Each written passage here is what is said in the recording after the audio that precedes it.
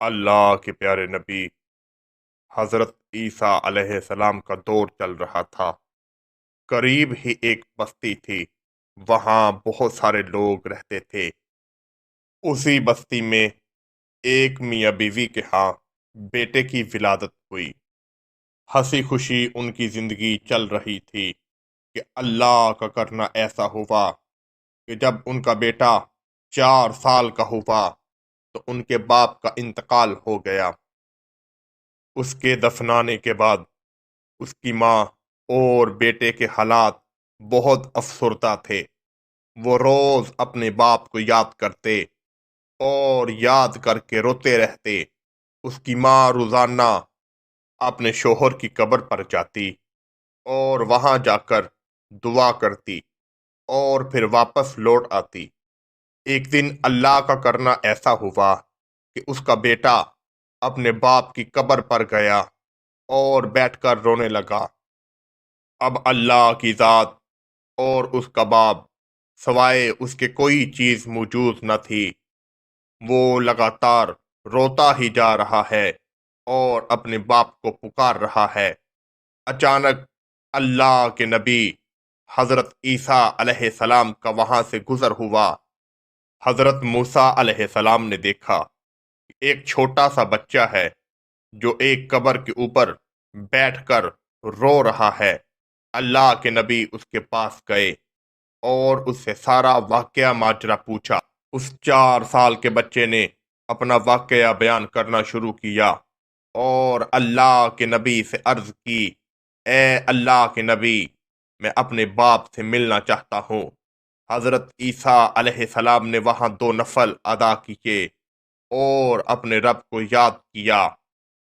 دعا کرنے کے بعد حضرت عیسیٰ علیہ السلام اٹھ گئے اور مردے کو حکم دیا، اللہ کے حکم سے زندہ ہو جا۔ اللہ کے حکم سے اس کی قبر پھٹی اور اس کا باپ قبر سے باہر آ گیا۔ جیسے ہی اس کا باپ قبر سے باہر آیا تو جنت کی خوشبو آنے لگی۔ اللہ کے پیارے نبی حضرت عیسیٰ علیہ السلام سمجھ گئے کہ یہ بندہ اللہ کا نیک بندہ ہے اور اللہ تعالیٰ نے اس کو انعام کے طور پر جنت عطا فرما دی۔ اس 4 سال کے بچے نے جب اپنے باپ کو دیکھا تو اس کی خوشی کی انتہا نہ رہی، کیونکہ وہ کئی دن کے بعد اپنے باپ سے دوبارہ مل رہا تھا۔ اس کے باپ نے اپنے بیٹے سے کہا کہ تیری دعا سے آج میں پھر زندہ ہو گیا۔ اللہ کے نبی حضرت عیسیٰ علیہ السلام نے اس شخص سے پوچھا کہ تجھے اللہ تعالیٰ نے جنت عطا فرما دی ہے، یہ سارا مقام تجھے کیسے ملا؟ اس شخص نے اپنا واقعہ بیان کرنا شروع کیا کہ میں ایک غریب آدمی تھا، محنت مزدوری کر کے اپنا گزر کرتا، یہاں تک کہ پوری زندگی میں نے محنت کی۔ کبھی مجھے کام مل جاتا اور کبھی نہ ملتا، مگر میں نے کبھی بھی حرام کا ایک لقمہ نہیں کھایا اور میں ہمیشہ اپنے رب کا شکر ادا کرتا رہتا تھا۔ آج اس کا مجھے یہ صلہ ملا کہ اللہ تعالیٰ نے مجھے جنت میں اعلیٰ اور اعلیٰ مقام عطا فرما دیا۔ مرنے سے پہلے باپ نے اپنے بیٹے کو کہا کہ بیٹا، جس طرح میں نے اپنے رب کو یاد رکھا اور کبھی بھی حرام نہ کمایا، تو بھی اپنے رب پر بھروسہ رکھنا اور محنت کرنا، وہ کبھی بھی تجھے رسوا نہیں کرے گا۔ یہ الفاظ کہنے کے بعد وہ مردہ قبر میں چلا گیا اور جنت میں آرام کی نیند سو گیا۔ اللہ کے پیارے نبی حضرت عیسیٰ علیہ السلام اور وہ چھوٹا بچہ وہاں سے چلے گئے۔ وہ بچہ آہستہ آہستہ جوان ہو گیا۔ بہت مشکل اور کٹھن وقت اس نے گزارا، مگر اس نے کسی کے آگے ہاتھ نہ پھیلایا، یہاں تک کہ اس نے اپنی باپ کی نصیحت کو یاد رکھا اور وہ ہر مشکل میں اپنے رب کو یاد کرتا رہتا۔ ایک وقت اس پر ایسا آیا کہ اللہ تعالیٰ نے اپنی رحمت کے دروازے اس پر کھول دیے۔ اس کو اللہ تعالیٰ نے اتنا رزق عطا کیا کہ بڑے بڑے شیخ اور اس وقت کے بادشاہ اس کے در پر آ کر بیٹھنے لگے۔